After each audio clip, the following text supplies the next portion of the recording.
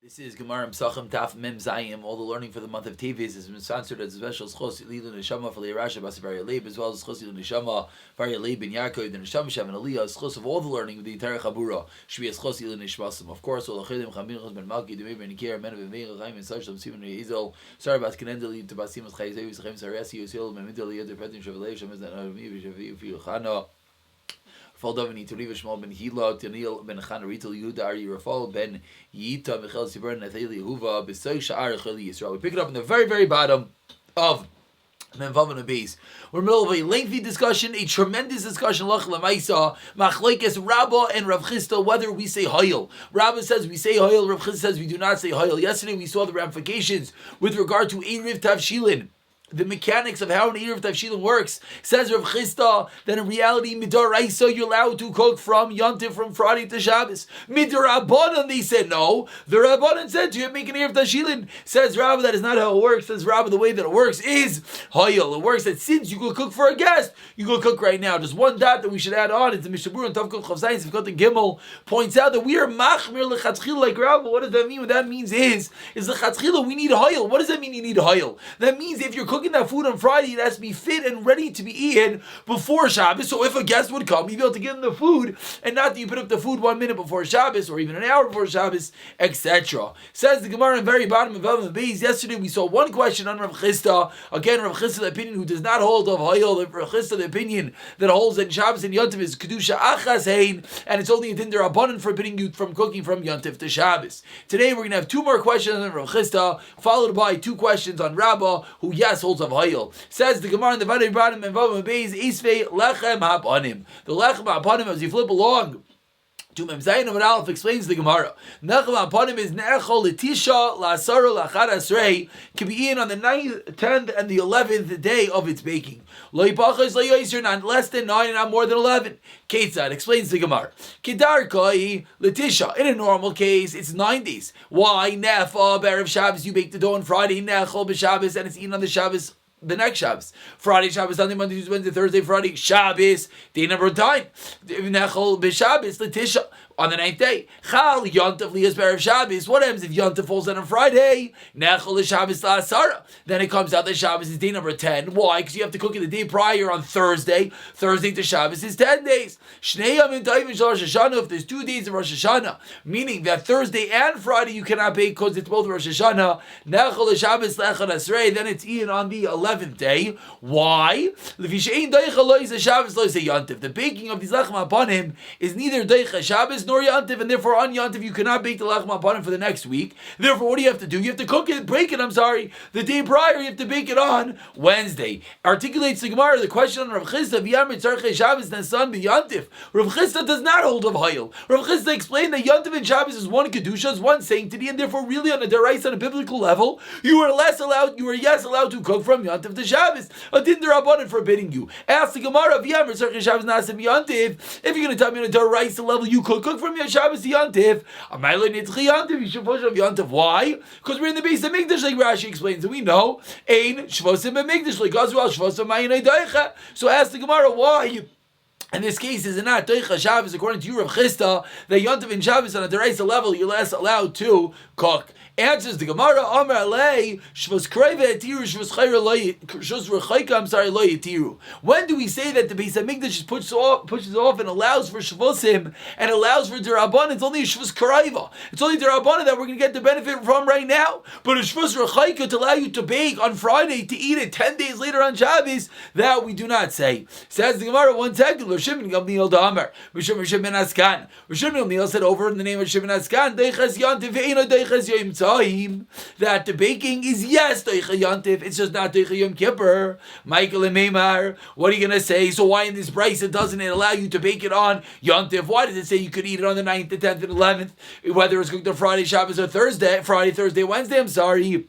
According to Shimon Gamliel, you should be allowed to bake it on Yom Tov itself. Says Gemara, this is the machlokes ba'apligi. Mar savar shus krevetir shus rechaguloyitir. That's the first bandamer. Umar savar Shimon Gamliel, he is the opinion that holds shus rechaga nami loyitir, and that's how the Gemara defends the opinion of Rav Chisda. Again, Rav Chisda is of the opinion that we do not say hayom. It goes hand in hand. Is that, like we said, that really on a deraisa level, you're allowed to cook from Yom Tov to Shabbos. It's only a din derabanan. So the Gemara was bothered. So why in the Beis Hamikdash you should be allowed because it's only din derabanan a Shvos? Answers the Gemara, no, it's a Rishos Rechaika. Just one point to point out, the Gemara said Shnei Yom Tovim to Rosh Hashanah. So Rashi points out the case, although many Achrayim take issue with Rashi, but let's just say what Rashi says. Rashi says Shnei Yom Tovim to Rosh Hashanah. Davka Naket to Bizman Lechem Aponim Lo Yayu Shnei Yom Tovim Shel Galius. Says Rashi is only Bizman Hazeh. Because in the times of the Beis Hamikdash, there was never... times of the Beis Hamikdash, the only potential 2-day Yontif was Rosh Hashanah. All the other Yom Tovim were obviously 1 day of Yontif. And the difficulty really is, Eretz Yisrael, seemingly there's always only 1 day. Let's leave that for now. Says the Gemara, Masav Ramari, a third question on Rav Chisda. We had one yesterday, we had one just now, and here's question number 3. Shtei Alechem, the 2 breads that are brought on Shavuos, Eina Nechalos Lo Yipachos Mishnayim V'Lo Yoser Al Shalosh. It's eaten minimal between 2 days, no less than 2 days, and no more than 3 days. Case said, what's the case? Now, Erev Yontif, if you bake the bread of the Shtei Alechem on Erev Shavuos, Nechalos the Yontif L'Shnayim, it's eaten on Yontif for 2 days. Chal Yontif Liyas Achar Shabbos. If Yontif falls out on Sunday, Nachal's Yontif L'Shleisha, because you have to make it before Shabbos, so therefore it's for 3 days. Now the Brisa explains, which is the point that we need. The baking of the Shtei Alechem is neither Deicha Shabbos or Yontif. So everyone knows the question. What's going on? According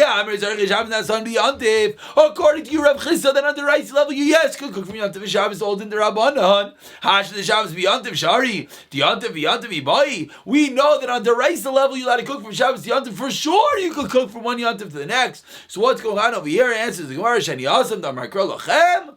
A special drasha that when you're baking, when you're cooking in Yontif, it's only being cooking for yourself, not for God. Says Gemara, that's very good according to the Danikamba, but according to Shimon Gamliel, the Amar Mishum Shimon Askan, Doicha is Yontif. Yes, is Doicha Yontif. Michael, maybe we can answer because if it's Doicha Yontif, seemingly, you are allowed to cook for God. Ka'ava Shol, says the Gemara.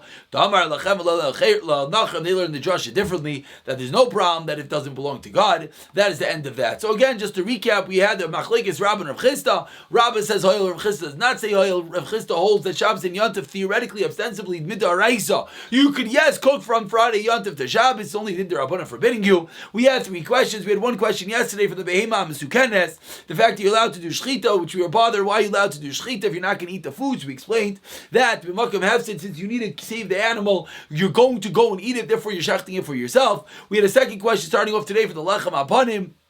Now why don't we say it's Deicha Shabbos according to Rav Chisda? And lastly, we just had the question from the Shtei Alechem, very similar. Now why don't we say it's Deicha Shabbos according to Rav Chisda?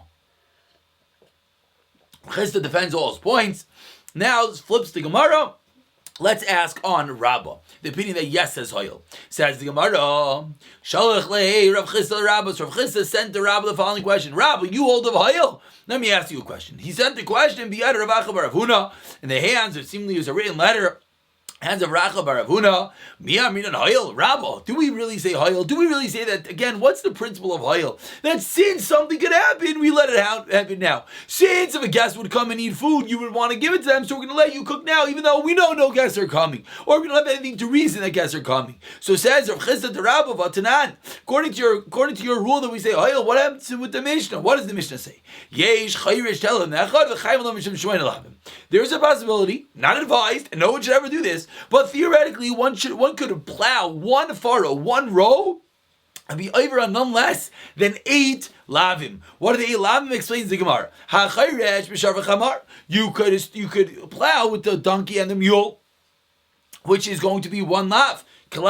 Ve'ein mikudashim, and each one is mikudashim, whether, like Rashi in the bottom of the Amid says, whether it is the shar is kachim is beach, and whether it's the chamar that's kachim bezgabais. But each one belongs at some level to the base that makes the if you're not allowed to use it. And you went and used it on yourself. So lav number 1, you made kalayim, you made a mixture of the chamar and the shar. Lav number 2 is that these belong to the base of mikdash and you use them for yourself. So 1 lav by the shar, 1 lav by the chamar. That's 3. Kalaya karim, and you planted that which you were plowing used for a planting of kalayim in the vineyard. Lav number 4. As we move along to Mem Zayin and B says Gemara Ushvius, and it was Shemitah. You're not allowed to plow. You're not allowed to. Lav number 5. Beyond it was on Yantav, which is also lav number 6. Kayin and Nazir a base at Tuma, and it was a Kayin or a Nazir, Kayin and a Nazir, I should say. And the case where you were plowing was in a Tameh place. A Kayin is not allowed to become Tameh, a Nazir is not allowed to become Tameh, and those are 2nd and 7th and 8th lavin, 8 potential lavin for one Maisa. What does this have to do with it? Rabbi explains the Gemara. Rabbi, you hold of Hayel? 1 second. The Amrin and Hayel, 2nd line, Mem Zayin Mem Beis. If you subscribe to this principle of Hayel, should not be chayiv for plowing. Why?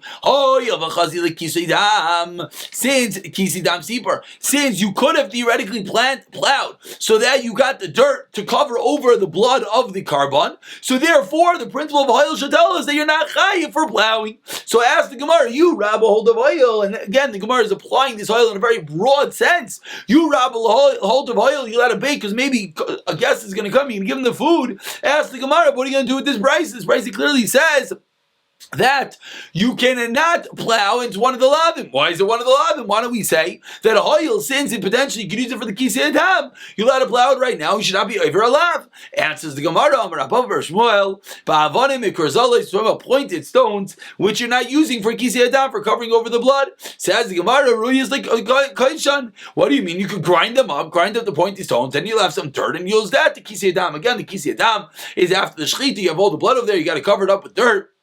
Says the Gemara, what are you talking about? It's yantif. You can't grind up something. Says the Gemara, okay. Yes, you could grind it with your elbow. Grind it in an abnormal fashion. Says the Gemara, excuse me, Bitsunma. We're talking about where the ground is very hard, you can't plow it.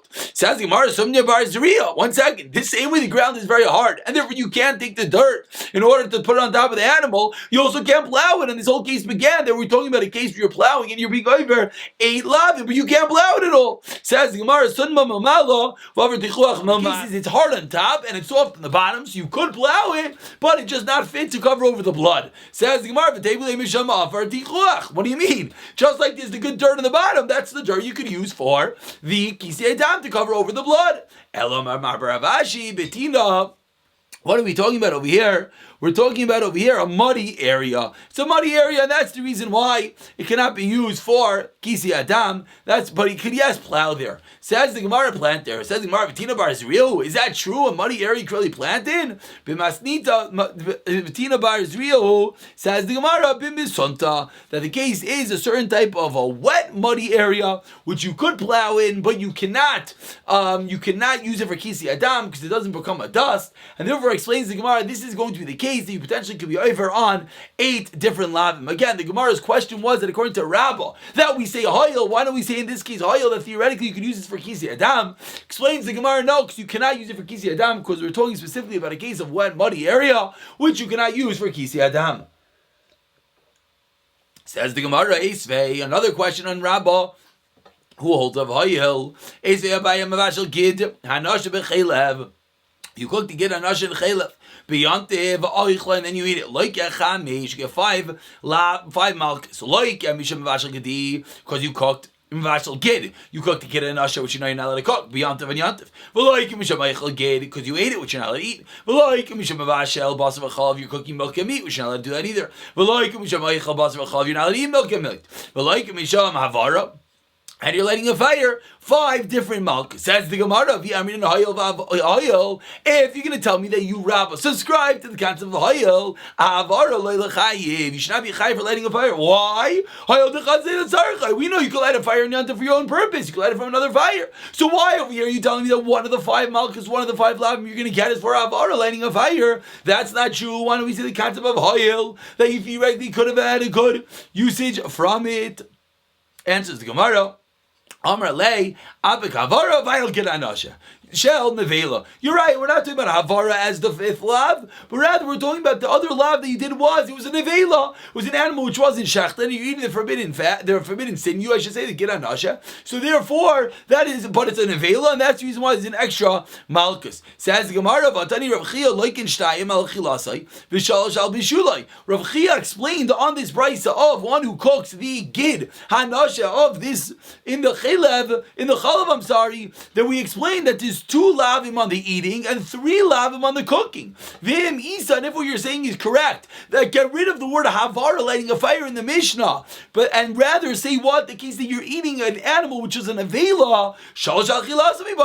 So it switches. It's a 3rd lav now for eating it, because now it's not a lav of cooking; it's a lav of eating an avela, an unshechted animal. Says Gemara, you're right. Get rid of havara, making a fire. Muksa, and put an atzei muksa, so now it's coming out that atzei muksa is not an isser in the eating, but it's an isser in the level of cooking and the preparation. Says the Gemara, 1 second, muksa deraisi? Is that true that muksa, who is muksa deraisi? Amarle in, yes, they prepared everything they needed for Shabbos. It's the makar that muksa is a deraisa.